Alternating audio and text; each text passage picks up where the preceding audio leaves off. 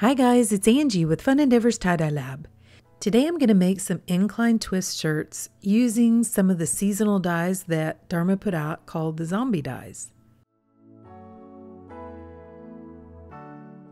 For the first shirt, I'm going to start the twist on the corner part of the hem. The shirt has been pre-washed, but somehow it kind of has a pink tint to it. So I decided to use Plum Port on this shirt.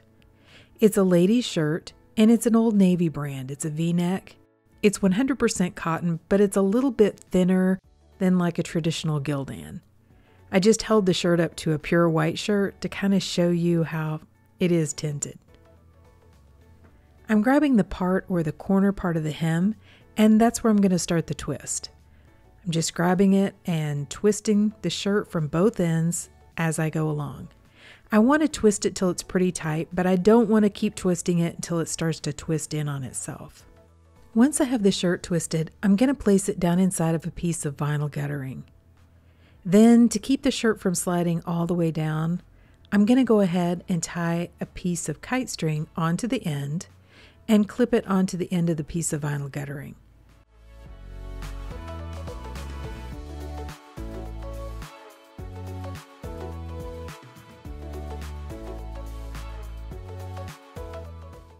The shirt partially came untwisted as I was tying on the piece of kite string, so I'm going to go ahead and just twist it again while it's inside the guttering.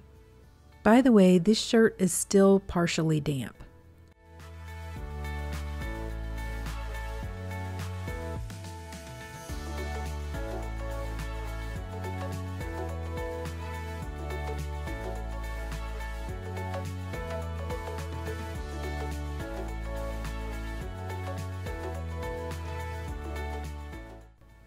While the piece of vinyl guttering is still laying flat on my table, I'm going to go ahead and add on a layer of ice.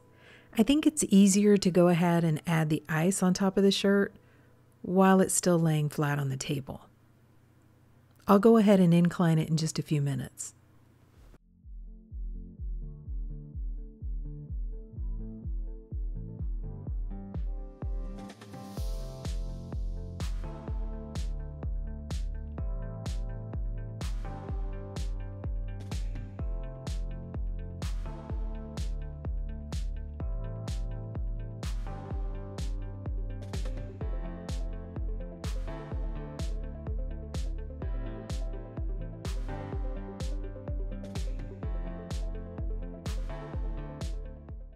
To incline the shirt, I'm placing one end of the vinyl guttering down inside of a plastic tub or tote. And this is one that's got pretty high sides. You can use any size tub or tote that you'd like, as long as you can leave one end of the vinyl guttering hanging over the edge. That's going to place the shirt at an incline. I went ahead and added a little bit more ice because once I placed the shirt at an incline, a little bit of it shifted down and I had a few blank areas. So like I mentioned earlier, I'm going to use Plum Port on this shirt. I'm going to sprinkle the dye over the top of the ice. If you're ever out in any tie-dye forums and you hear people referring to DOI, this is the technique that they're talking about, where you sprinkle the dye over the top of the ice. If you hear DUI, it means they're placing the dye on the shirt before they place the ice on. So the DUI stands for dye under the ice. Now I'm going to add an additional sprinkle of dry soda ash over the top of the dye, just to make sure that all of this ice doesn't rinse out all of the original soda ash that's in the shirt from the soda ash soak.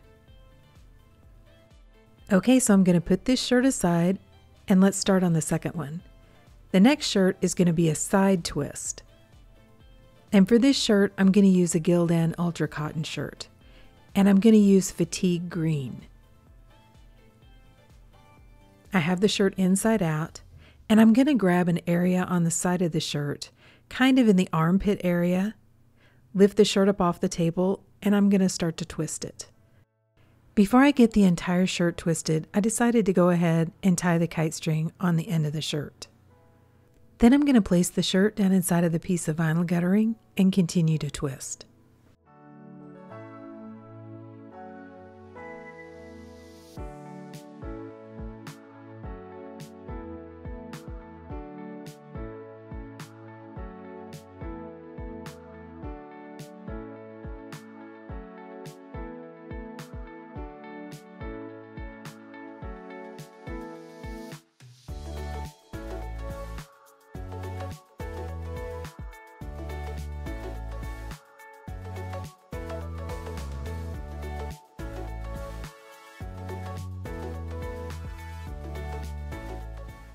I'm going to add the ice on the same way I did the last shirt. And then this time, instead of using a container that has pretty high sides, I'm going to use a tub or tote with a little bit shorter sides.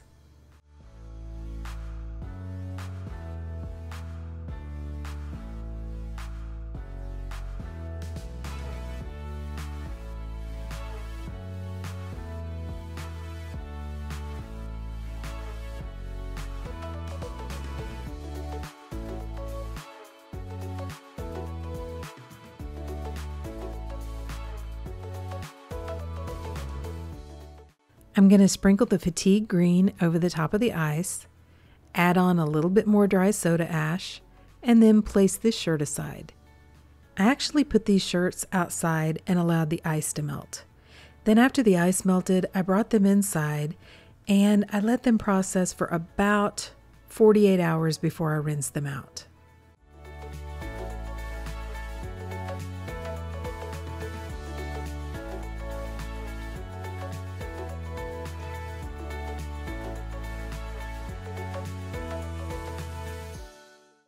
Okay, so for our last shirt, I'm going to go ahead and do the twist on the shoulder of this shirt.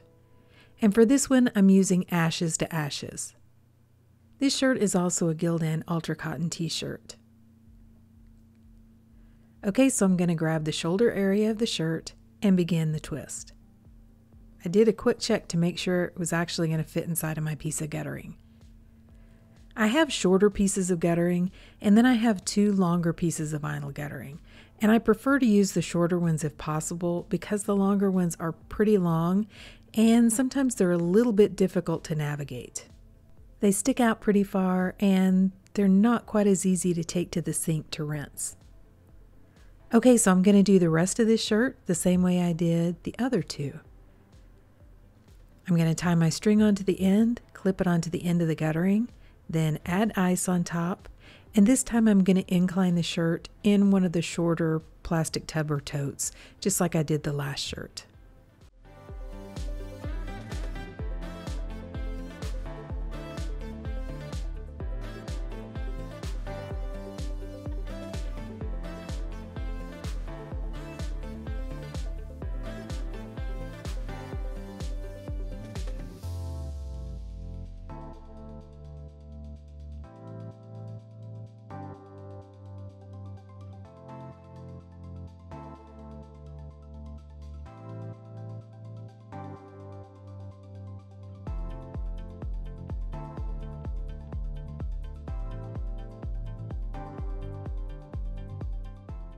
I'm going to sprinkle the Ashes to Ashes over the top of the ice, add on some more dry soda ash, and place it aside with the other 2 shirts to allow the ice to melt.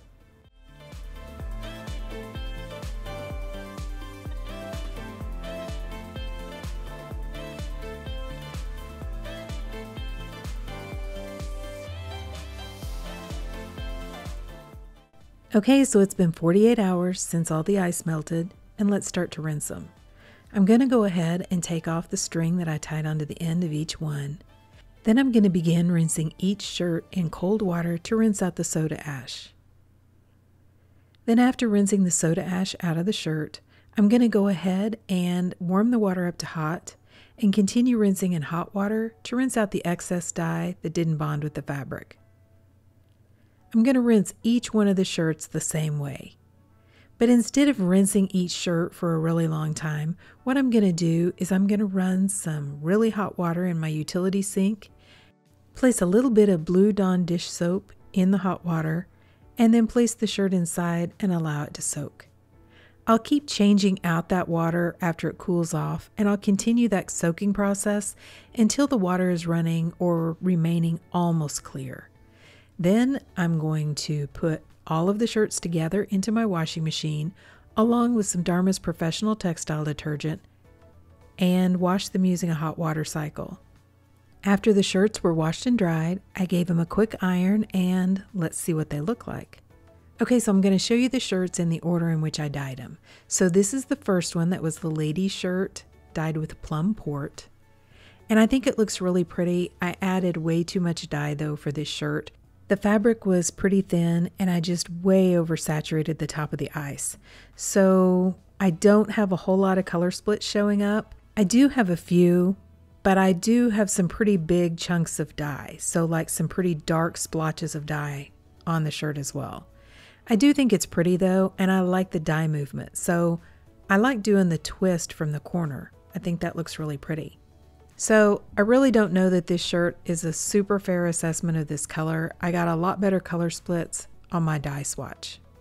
Okay, so here's the second shirt, which was made with fatigue green. And I added quite a bit of dye to this one as well, but the shirt was a thicker fabric, so it doesn't look quite as blotchy as the last one. I do still have some darker blotches of color, but I also have some awesome color splits. This is a really pretty color. It's got grays and greens, little hints of orange and yellow, kind of goldish colors. It's a beautiful color. It's not exactly the color that I was expecting it to be, but I think it's a really pretty color.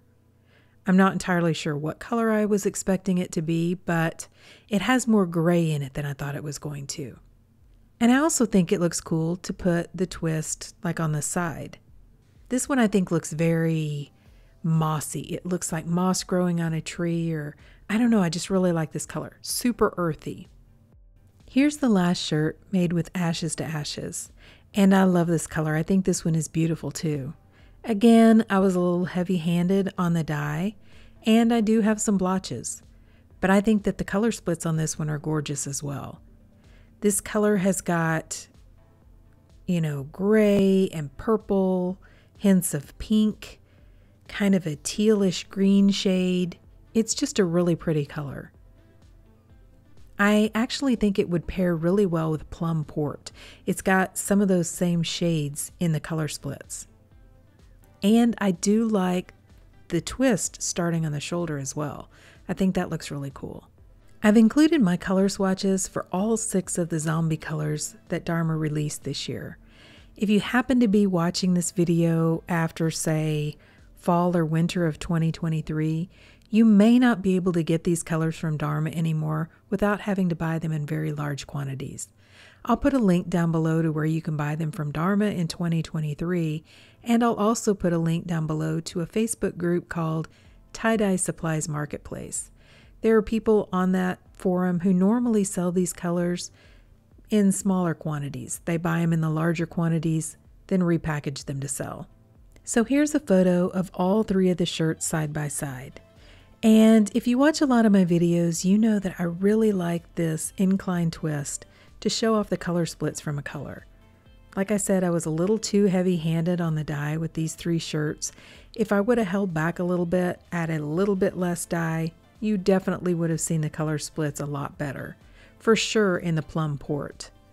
But if you're really wanting to see what a color can do, I think this technique is a great one to use. So if you've enjoyed watching this video and seeing some of the new zombie colors for this year, I sure would appreciate it if you would like the video and if you'd subscribe to my YouTube channel. If you'll hit the bell, you'll receive a notification whenever I upload a new video. Thank you all for watching, and I hope you have a great day.